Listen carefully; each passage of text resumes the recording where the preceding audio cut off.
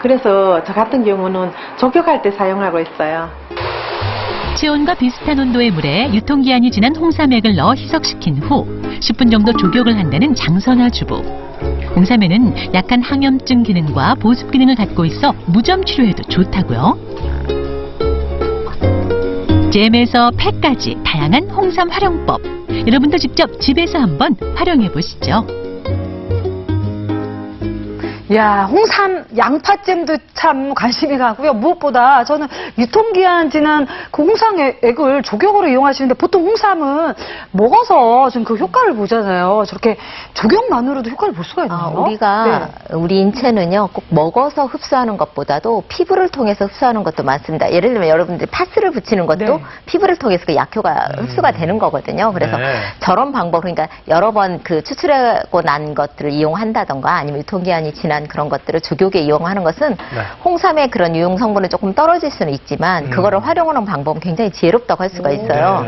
그래서 약효는 좀 떨어지지만 그걸 전부 다 활용할 수 있는 지혜로운 방법으로 아주 추천하고 싶습니다. 물론 유통기한 전에 다 드시는 게 좋고요. 그렇죠. 당연하죠. 네네.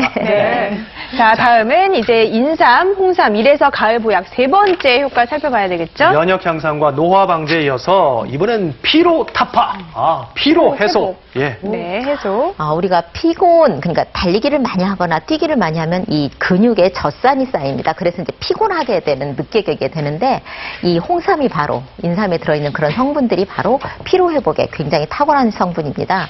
실제로 그 동물 실험한 효과에서도 나타날 수 있는데 그 실험용 쥐에다가 이 홍삼 추출액을 먹인 다음에 그 수영을 하게 했어요. 물속에서. 그런데 그런 홍삼 성분을 먹인 쥐가 훨씬 더 오랫동안 수영을 하는, 그래서 지구력이 굉장히 좋아지는 그런 거라고 할 수 있습니다.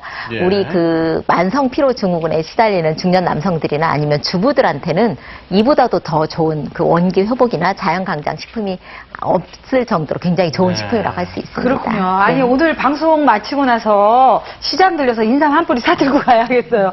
근데 보통 인삼이 저는 잘 우리나라에서만 재배되는 줄 알았더니 뭐 중국산, 미국산도 있더라고요. 근데 고려 인삼을 최고로 쳐준다면서요? 네, 물론 고려 인삼이 가장 좋습니다. 고려 인삼, 중국산, 미국산 종류가 굉장히 많은데 여기 차트 보시면 고려 인삼의 종류의 사포닌 종류와 중국산이나 그 미국 서양삼하고 비교를 하면 우리 고려 인삼에 들어있는 여러 가지 성분이 사포닌이라든가 기타 단백질 성분들이 굉장히 많이 들어 있습니다. 그래서 중국하고 그런 미국삼에 비해서 성분뿐만이 아니라 또한 향기 또한 굉장히 그 인삼 특유의 향이 있어가지고 그 나라를 제외한 모든 나라에서 고려 인삼을 아주 최고의 상품으로 인정을 해주는, 또한 우리가 인삼은 여러 가지 가공 방법에 따라서 가공식품으로 만들어지듯이 홍삼으로 만드는 기술 또한 우리 대한민국이 최고의 기술을 가지고 있습니다. 정말 보기에도 다르게 자, 그럼 이제 이번에는요, 아까 버릴 것이 없는 그 인삼, 그 중에서도 뿌리 부분에 사포닌이 많다고 하셨거든요. 이번에는 잔뿌리를 이용한 음식이라고요. 어떤 요리예요? 오늘은 잔뿌리를 이용한 인삼 영양밥을 해보겠는데요. 인삼 영양밥. 잔뿌리는 주부들이 굉장히 씻기를 싫어하죠. 귀찮아하고. 근데 이제 마트에 가보면은 씻어놓은 것도 있지만 만약에 씻지 않은 것을 구입을 했다면 손으로 이렇게 비비면서 씻으면은 아주 잘 닦인답니다. 그래서 그것을 채반에 이렇게 건져서 그를 잘잘하게 썰어서 이제 밥을 해보겠는데요. 시장에 사서 이제 손으로 빌면서 한 서너 번 정도 물에 헹궈서.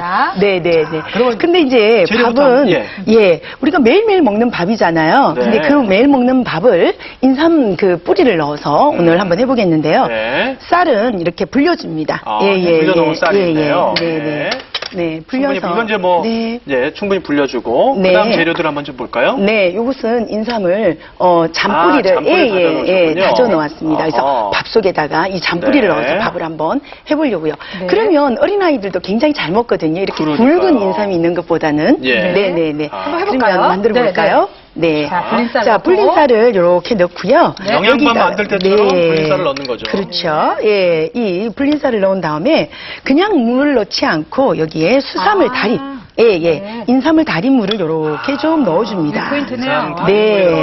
이 인삼 달인 물을 넣고요. 그리고 이렇게 다져놓은 인삼 잔뿌리를 이렇게 넣어준답니다. 그렇게 해서 처음부터 넣어주는 거죠? 처음부터 넣고 끓이게 되면 밥을 하게 되면은 밥 속이 약간 달큰한 맛이 생기면서 아주 또 향도 세품이고. 향도 있고 그래서 맛있어진답니다.